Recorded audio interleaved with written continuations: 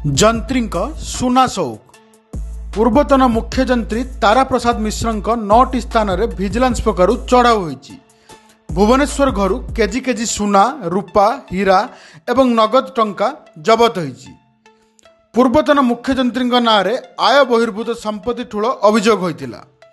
ଭୁବନେଶ୍ୱର, କଟକ ଓ ଝାରସୁଗୁଡ଼ାର 9ଟି ସ୍ଥାନରେ ଭିଜିଲାନ୍ସ ଚଢ଼ାଉ କରିଛି। ରାଜଧାନୀ ଭୁବନେଶ୍ୱରର ନୟାପଲ୍ଲୀ ଏବଂ ଖଣ୍ଡଗିରିରେ ମୋଟ 4ଟି ସ୍ଥାନରେ, ଝାରସୁଗୁଡ଼ା ଆସିଆନା ଆପାର୍ଟମେଣ୍ଟର 3ଟି ଫ୍ଲାଟ୍ ଏବଂ କଟକ ଆଠଗଡ଼ ସ୍ଥିତ ପୈତୃକ ଘର ଏବଂ ତିଗିରିଆରେ ସମ୍ପର୍କୀୟଙ୍କ ଘରେ ରେଡ୍ ଚାଲିଛି।